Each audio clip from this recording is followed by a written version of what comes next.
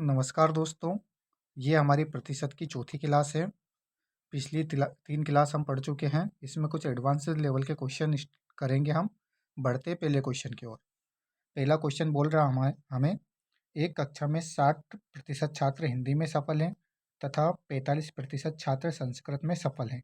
यदि उनमें से 25% छात्र दोनों विषय में सफल हैं तो दोनों विषय में कितने प्रतिशत छात्र असफल हैं।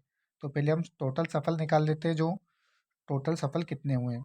तो हम हिंदी का इसे ऐसे क्वेश्चन को सोल्व करने का बेस्ट तरीका हम सर्कल बना के गोला बना के इसको सोल्व कर सकते हैं। तो हम 2 सर्कल बनाएंगे क्योंकि 2 सब्जेक्ट दे रखे हैं और दोनों में कितने 25, तो सर्कल हमारा कॉमन होना चाहिए 25 वाला। तो पहला सर्कल बना लेते हैं हम। पहला हिंदी का, हिंदी वाला सर्कल हो गया। हिंदी में कितने प्रतिशत छात्र पास हो रहे, सफल हो रहे 60। तो हम इसमें पूरा 60 आना चाहिए, लेकिन दोनों की बात करें तो दोनों में कितना हो रहा है आपका 25। ये वाला सर्कल किसका हो जाएगा, संस्कृत का। संस्कृत में सफल होते हैं कितने 45। तो अगर हम 25 तो ऑलरेडी सफल हो गए हैं और कितने बचे 20। अगर हम 20 की बात करें तो दोनों संस्कृत में ये गोला आ जाएगा इसके संस्कृत के अंतर्गत। तो संस्कृत में कितने हो रहे हैं 25 और 20 45 टोटल हो गए। उसी प्रकार आपके हिंदी में कितने पास सफल हो रहे हैं 60। तो इधर 25 तो हो गए, 35 और बचे हुए हैं। तो 35, अगर हिंदी की बात करें तो 25 और 35 60% इसमें हो गए हैं, और इसकी संस्कृत की बात करें तो 45 इसमें हो गए, और दोनों कॉमन की बोला है। यदि 25% छात्र दोनों विषय में सफल होते तो 25% दोनों में सफल होते। हम कुल सफल, अब 25% दोनों विषयों में सफल होते तो दोनों विषय में कितने प्रतिशत छात्र असफल हुए। तो पहले हम सफल का निकाल लें कि कितने पास हुए टोटल। तो सफल विद्यार्थी का प्रतिशत निकाल लेते हैं अपन। सफल इस छात्र, टोटल सफल छात्र कितने हुए। तो 35 प्लस आपका हो जाएगा 25 प्लस आपका 20, तो टोटल कितने हो जाएंगे आपके 80%। 80% छात्र क्या हो रहे हैं आपके, सफल हो रहे हैं। तो असफल कितने होंगे, अगर 100% में से हम 80 को घटा देंगे तो असफल असफल स्टूडेंट निकल जाएंगे। हाँ, सफल स्टूडेंट कितने 20%। ठीक है दोस्तों, आई बात समझ में।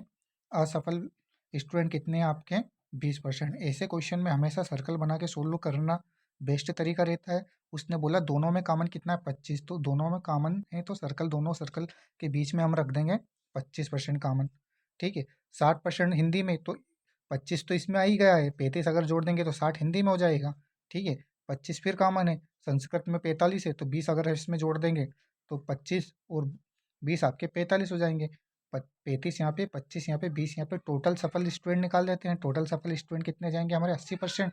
तो असफल कितने होंगे 20%। ठीक है, आया समझ में। बढ़ते हैं हम अगले क्वेश्चन की ओर।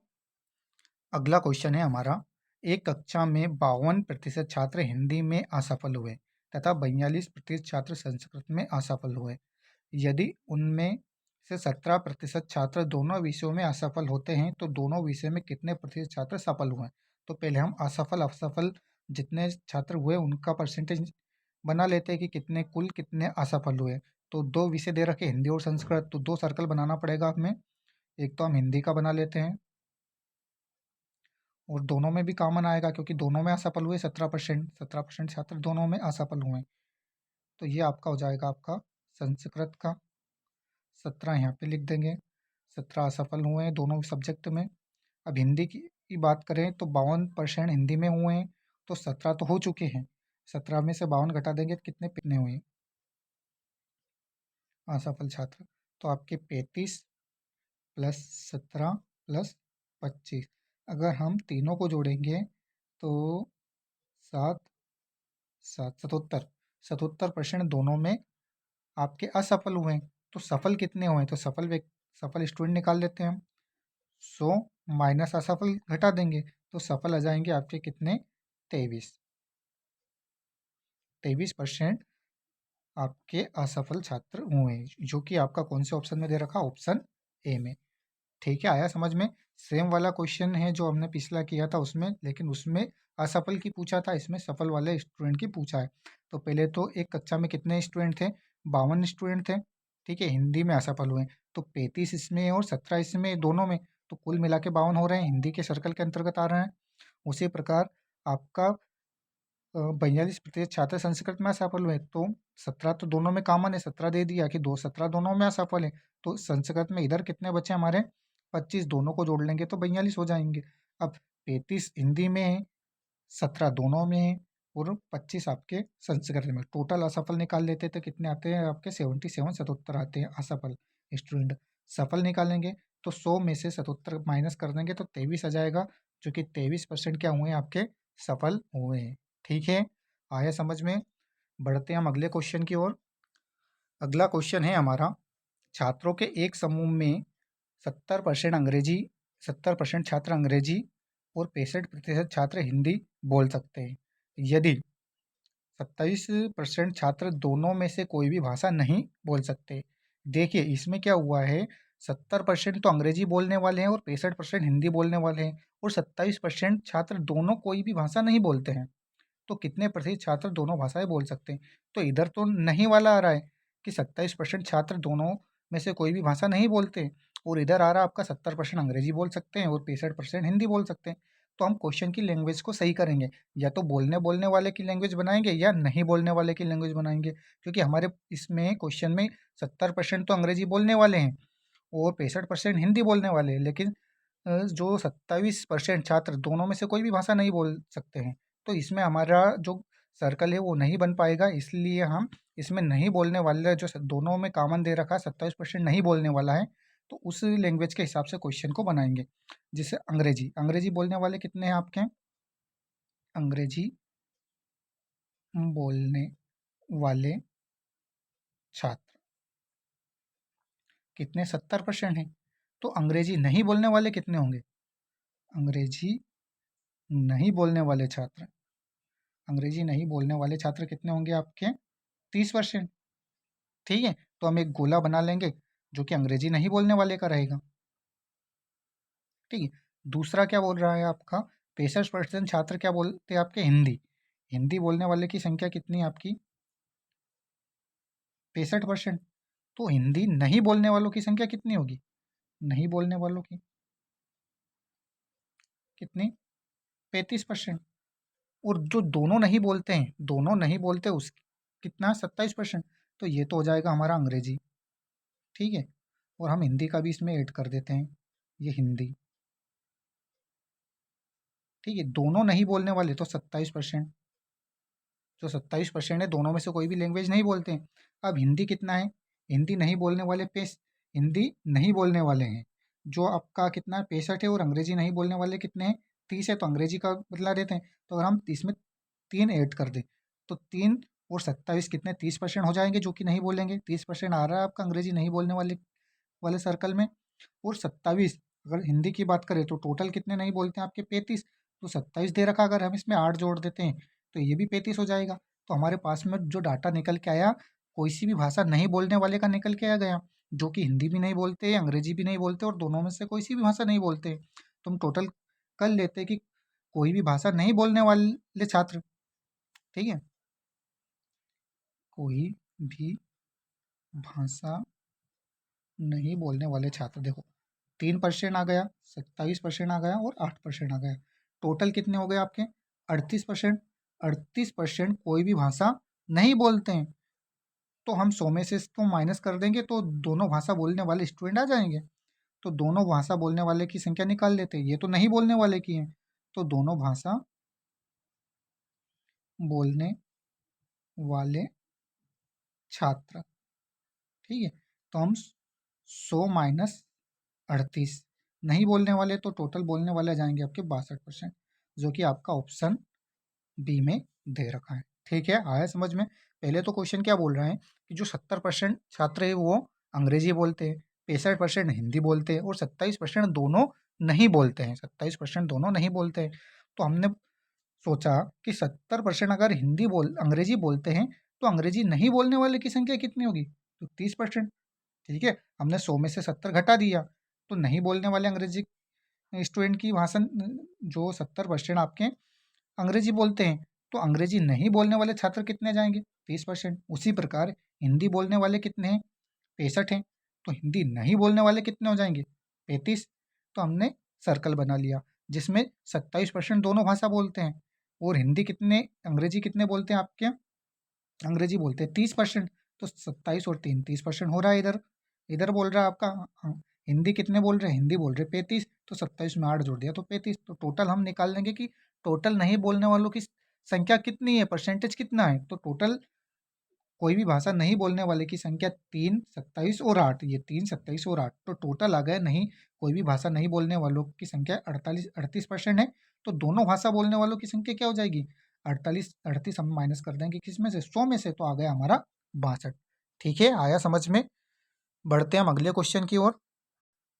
अगला क्वेश्चन है हमारा, एक परीक्षा में 80% छात्र भौतिक विज्ञान में पास हुए, 70% छात्र रासायनिक विज्ञान में पास हुए और 15% दोनों विषयों में फेल हो गए। फिर वही बात आ गई, फेल वाले, दोनों में पास हो रहे हैं लेकिन जो इस विषय में भौतिक शास्त्र में पास हो रहे हैं, भौतिक विज्ञान में और रासायनिक विज्ञान में पास हो रहे हैं, लेकिन जो दोनों विषय में फेल हो रहे हैं, तो हम या तो पास वाला बना ले या फेल वाला बना ले। फेल वाला इजी रहेगा तो हम फेल में कन्वर्ट कर लेते हैं।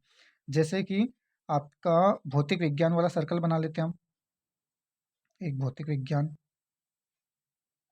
और दूसरा, दोनों विषय में फेल हो रहे हैं तो दोनों विषय में कॉमन आना चाहिए, इसलिए दोनों सर्कल को कॉमन के हिसाब से हमारे बनाना पड़ेगा। दो, अब बच्चा है हमारा कौन सा, रासायन, रासायन। तो दोनों विषय में फेल कितने हो रहे हैं, 15%। ठीक है, ये फेल वाला बना रहे हैं हम। तो 80% भौतिक विज्ञान में पास हो रहे हैं, तो फेल कितने होंगे, 20% फेल होंगे। फेल कितने हो जाएंगे आपके भौतिकी में, भौतिक विज्ञान में फेल हो जाएंगे आपके कितने, 20%, क्योंकि 80% पास है तो 20% फेल है। 15% ऑलरेडी फेल हो चुका है भौतिक में, तो बचा कितना होगा, 5। ठीक है, आगे समझ में, 5 ये है, 15 ये हैं, तो टोटल भौतिक में हो गए 20। उसी प्रकार हम रासायन का देख लेते। रासायन विज्ञान में कितने पास हो रहे हैं, 70% पास हो रहे हैं, तो फेल कितने होंगे, फेल होंगे 30%। दोनों में कॉमन 15% हो चुका है, तो 15% और बचा होगा। तो टोटल आ गया है 15 इधर हो रहा है और 15 दोनों का मिलकर हो रहा है, तो 15 और 15 30, 30% रासायन में फेल हो गए। तो टोटल बात करें हम, तो टोटल कितने फेल हुए, कुल कुल विद्यार्थी कितने फेल, कितने परसेंट फेल हुए हैं, तो 5 दे रखा है, 15, फिर आपका 15, 15 दून 30 और 35, 35% आपके फेल हो चुके हैं। ठीक है, अगर 35% फेल हो चुके हैं तो पास कितने हुए होंगे, पास हुए होंगे 65% पास हुए होंगे क्या। और क्वेश्चन में थोड़ा सा अलग जोड़ा हुआ है, अगर दोनों विषय में 325 छात्र पास हुए तो 65% में तो 65 पास हो रहे हैं, लेकिन नंबर में कितने पास हो रहे हैं, 325। ये 65 की वैल्यू है आपकी 325, तो हम 100 की वैल्यू निकाल लेते हैं। 325 किसकी वैल्यू है, 65 की, तो हम 100 की वैल्यू निकाल लेते हैं 100 की। तो ये कितने बार कट जाएगा, 5 बार, 5 का मल्टीप्लाई 100 में हो जाएगा तो कितना हो जाएगा, 500। क्वेश्चन में पूछा छात्रों की कुल संख्या, तो छात्रों की कुल संख्या कितनी थी, 500 थी। ठीक है, आई बात समझ में। अगर इस क्वेश्चन में आप वैसे स्पीड से करोगे तो बहुत जल्दी और आसान तरीके से सोल्व हो जाएगा, इतना कुछ हिंदी में लिखने की ज़रूरत नहीं होगी। जैसे हमने पिछले 2 क्वेश्चन में काफ़ी टाइम लगाया है, क्योंकि हम उनको पहली बार पढ़ रहे हैं। अब लगातार प्रैक्टिस रहेगी तो क्वेश्चन बहुत ईज़ी और कम समय में सोल्व हो जाएंगे। देखो एक बार वो समझ लेते हैं हम। एक परीक्षा में 80% छात्र भौतिक विज्ञान में पास हुए, भौतिक विज्ञान में पास हुए, लेकिन यहाँ पे दोनों विषयों में फेल वाली बात आ रही है, तो फेल बनाना पड़ेगा हमें। तो 80% पास हैं, तो फेल कितने हुए होंगे भौतिक में, भौतिक में फेल हुए होंगे 20%, तो 15% तो दोनों में फेल हैं, तो भौतिक में बचा होगा 5%। ठीक है, उसी प्रकार आपका 70% रासायनिक में विज्ञान में पास है, तो 30% फेल हुआ होगा, तो 15% तो ऑलरेडी बतला दिया उसने फेल है, तो 15% और मान लेते हैं हम, 15% फेल होगा, दोनों को जोड़ेंगे 30 आ जाएगा। ठीक है, अब तीनों को जोड़ लेते कि टोटल फेल कितने हुए हैं, तो तीनों को जोड़ा तो परसेंटेज निकला कुल फेल होने का 35%। 35% अगर फेल है तो पास कितने हुए होंगे, पास हुए होंगे 65%। 65% पास हुए, यहाँ परसेंट में वैल्यू दे रखी है और संख्या में कितने दे रखी है, यदि दोनों विषय में 325 छात्र पास हुए, परसेंट में 65 है और संख्या में कितना दे रखा आपका 325, तो हम 65 की वैल्यू 325 है तो 100 की निकाल लेंगे, तो 325/65 आ जाएगा, काट देंगे 5 बार, 100 की वैल्यू निकाल रहे हैं तो 100 का 5 में मल्टीप्लाई कर देंगे तो 500। तो छात्रों की कुल संख्या कितनी थी, तो छात्रों की कुल संख्या 500 थी, जो कि ऑप्शन आपके सी में दे रखा है। बढ़ते हैं हम अगले क्वेश्चन की तरफ। अगला क्वेश्चन है हमारा, एक परीक्षा में 48% छात्र हिंदी में, 32% छात्र इतिहास में और 20% छात्र इन दोनों विषयों में अनुत्तीर्ण होते हैं। तो यहाँ पे डाटा उसने सही दे रखा है, सभी में अनुत्तीर्ण दे रखा है, तो हमें इसमें चेंज करने की कोई ज़रूरत नहीं है। हम सर्कल बना लेते हैं। हिंदी वाला सर्कल बना लिया हमने। अब हम इतिहास वाला बना लेते हैं। नाम लिख देते हैं हम इसमें हिंदी और यहाँ पे इतिहास। हम सबसे पहले जो दोनों में कॉमन चीज़ है उसको देखते हैं कि दोनों में 20% छात्र दोनों विषयों में अनुत्तीर्ण हुए। दोनों विषय में 20% छात्र फेल हो रहे हैं, ठीक है। अब हिंदी में टोटल कितने फेल हो रहे हैं, तो 48%। तो इसमें 20 तो हो चुके हैं, अब बचे कितने हुए आपके, 28 बचे होंगे, ठीक है। 28% हिंदी में अकेले, और दोनों विषय की बात करें तो 20 इसमें, तो टोटल हो गया आपके 48%। इतिहास की बात करें हम, तो इतिहास में कितने हुए हैं आपके फेल, 32%।